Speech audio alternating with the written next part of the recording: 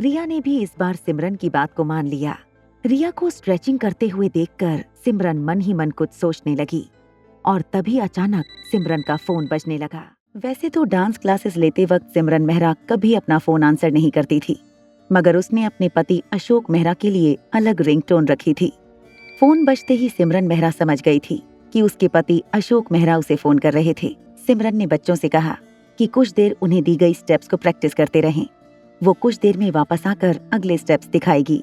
ये कहते हुए सिमरन मेहरा अपने बैग से फोन निकालकर डांस हॉल के एक कोने में चली गई।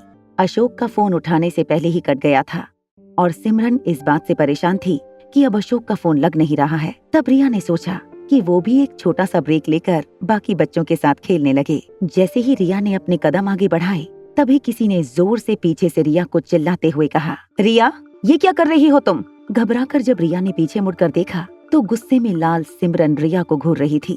तभी सिमरन का फोन फिर से बजने लगा। जैसे ही सिमरन ने अशोक मेहरा का फोन आंसर किया, अशोक मेहरा ने सिमरन से कहा, आगे से उस छोटी बच्ची के साथ बिल्कुल कोई बदतमीजी नहीं करना। तुम जानती हो वो किसकी बेटी है? रोहित मारवा। रिया का बाप रोहित मारवा था। ये सुनकर सिमरन हैरान रह गई थी। अशोक मेहरा ने फोन पर अपनी पत्नी से कहा, अब समझी तुम क्यों श्रेया अय्यर खुद पर्सनली उस बच्ची को सपोर्ट करने के लिए तुम्हारी स्कूल तक आ गई थी?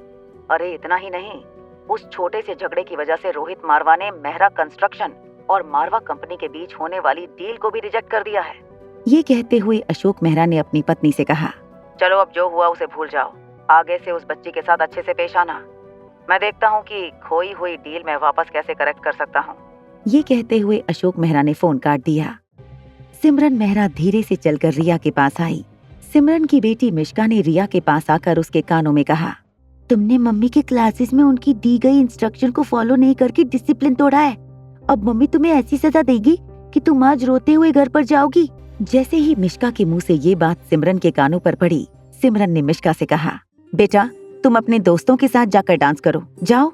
अपनी आवाज को नरम करते हुए सिमरन ने कांपती हुई आवाज में रिया से पूछा, रिया बेटा, क्या तुम सेंटर पोजीशन में डांस करना चाहती हो? ये सुनकर रिया हैरान रह गई। पास ही खड़ी मिश्का, जो अभी भी अपने दोस्तों के पास पहुंची नहीं थी, उसने जब अपनी मम्मी की ये बात सुनी तो वो हैरान रह गई। मम्मी तुम ऐसा कैसे कर सकती हो मेरे साथ? वो सेंटर पोजीशन तो मेरी है। रोती हुई मिश्का को अनसुना करके सिमरन ने रिया से फिर से पूछा, बोलो बेटा, क्या तुम सेंटर में डांस करना चाहती हो? Yes teacher, I can dance in the centre position. ये सुनते ही सिमरन अपनी जगह पर खड़ी हो गई और मुस्कुराकर रिया से कह दिया, ठीक है, तो आज से तुम सेंटर पोजीशन ले लेना। और हाँ, अब तुम्हें स्ट्रेचिंग एक्सरसाइज करने की कोई जरूरत नहीं है। तुम अब डांसिंग टीम का हिस्सा हो।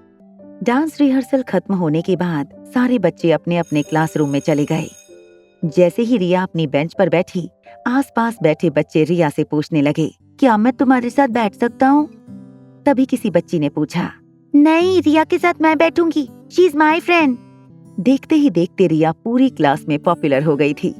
बच्चों को शांत करते हुए किन्नरी टीचर ने रिया से पूछा, रिया, अब तुम ही इस बात का सल्यूशन लाओ और इन सब शैतानों को झगड़ने से रोको। तुम बताओ कि तुम किसके साथ बेंच शेयर करना चाहती हो? रिया ने क्लास के हर बच्चे की ओर देखा और फिर कोने में बैठे एक बच्चे की ओर इशारा करते हुए कहा, मैं अभिषेक के साथ बैठना चाहती हूँ। क्लास में जब भी ब्रेक होता 2 पीरियड्स के बीच में, तो हर बच्चा रिया के साथ खेलना चाहता था। प्ले एरिया में रिया कुछ रंग बिरंगी ब्लॉक से घर बनाने की कोशिश कर रही थी। तभी एक लड़का रिया के पास आकर उसे पूछने लगा, क्या तुम ही रिया हो? रिया ने मुड़कर देखा तो रिया की उम्र से 1-2 साल बड़ा एक लंबा सा लड़का रिया के पीछे खड़ा उससे ये सवाल पूछ रहा था।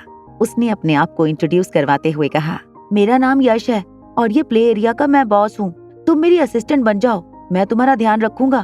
तभी मुस्कुराती हुई रिया ने यश से कहा, आज से इस प्ले एरिया की बॉस मैं हूँ। यश रिया की इस बात पर गुस्सा होते हुए रिया से कहने लगा, अभी के अभी मुझे बॉस बुलाओ, वरना तुम जानती नहीं मैं क्या करूँगा।